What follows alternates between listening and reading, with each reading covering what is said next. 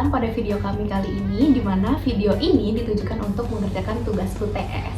Nah, pada video kali ini kami akan mereview 3 jurnal yang sudah kami baca dan juga sudah kami pahami tentunya untuk menambahkan insight.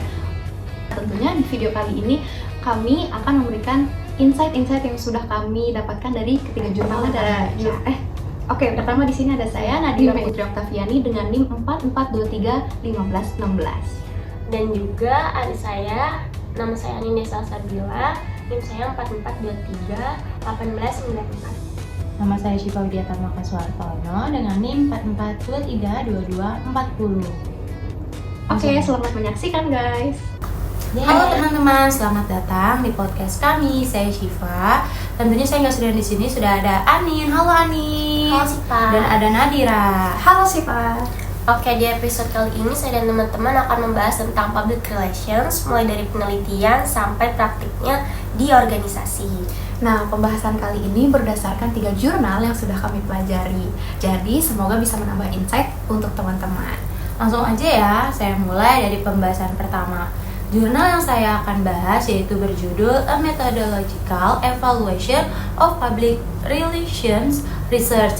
Di jurnal ini saya membahas tentang metodologi penelitian dalam public relations. Jadi fokusnya itu bukan ke praktik PR, tapi lebih ke bagaimana penelitian PR itu sendiri dilakukan. Dan dari hasil penelitian, sebenarnya penelitian di bidang public relation ini sudah berkembang cukup baik.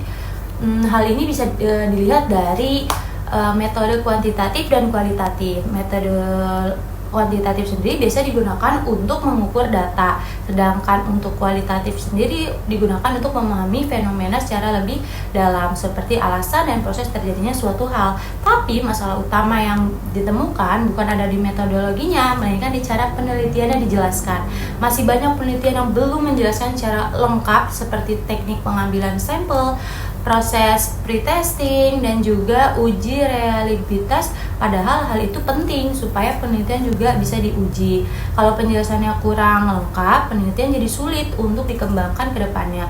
Selain itu, ada juga penelitian yang mengambil kesimpulan terlalu luas, padahal jumlah sampelnya terbatas. Jadi hasilnya kurang akurat.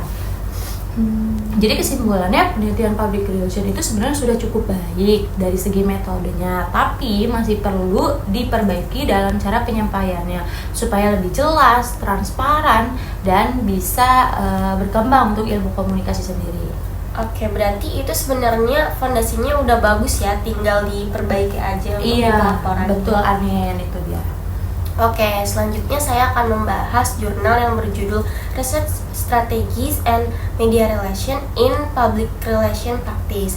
Di jurnal ini dibahas tentang pentingnya riset dan media relations dalam praktik public relations. Riset itu sangat penting karena jadi dasar dalam membuat strategi komunikasi. Jadi sebelum membuat program, PR harus tahu dulu nih kebutuhan publiknya apa. Selain itu, risetnya juga digunakan untuk evaluasi apakah programnya yang dijalankan udah berhasil atau belum. Lalu media relation juga punya peran penting karena media menjadi perantara untuk menyampaikan informasi dari organisasi ke masyarakat. Hubungan antara PR dan media sebenarnya saling membutuhkan, tapi dari hasil penelitian ternyata masih banyak praktisi PR yang belum memaksimalkan riset. Mereka cenderung lebih mengandalkan pengalaman atau kebiasaan, bukan berdasarkan data. Selain itu, dalam media relation banyak yang lebih fokus untuk menghindari berita negatif daripada membangun hubungan jangka panjang dengan media. Bahkan ada juga nih pendekatan yang terlalu santai atau informasi seperti menjalin hubungan personal tanpa strategi yang jelas. Nah, hal ini membuat praktik PR jadi kurang maksimal. Jadi kesimpulannya, riset dan media relation itu sangat penting dalam PR, tapi dalam praktiknya masih belum dilakukan secara optimal dan masih perlu ditingkatkan gitu. Oh, berarti masih ada gap antara public relation dan juga praktiknya ya? Iya, bener banget. Oke, terakhir saya juga akan membahas jurnal tentang peran public relations dalam organisasi.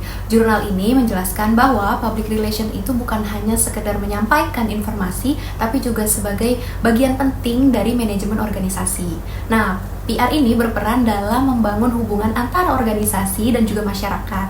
Melalui komunikasi yang baik, PR dapat membantu organisasi memahami kebutuhan dan juga harapan publik. Selain itu, PR juga dapat peran dalam membangun kepercayaan nih dan juga citra positif di organisasi.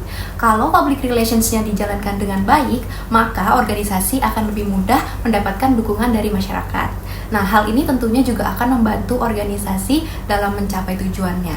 Sebaliknya, kalau semisal PR tidak berjalan dengan baik, bisa menyebabkan kesalahpahaman, kurangnya kepercayaan, bahkan citra organisasi menjadi buruk.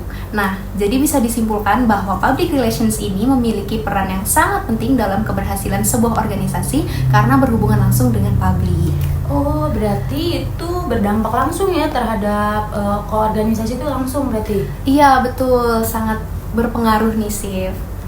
Oke, jadi dari ketiga pembahasan kita tadi, kita lihat nih bahwa public relation itu nggak hanya soal komunikasi. Gitu. Tapi juga membutuhkan riset yang baik, betul atau betul? Betul. Dan tentunya punya peran yang besar dalam organisasi itu sendiri. Jadi semua itu saling terhubung ya antara satu sama lain. Iya, betul. Oke, segitu aja podcast dari kami. Terima kasih sudah mendengarkan. Semoga bermanfaat bagi yang menonton podcast kami. Terima kasih. Dadah.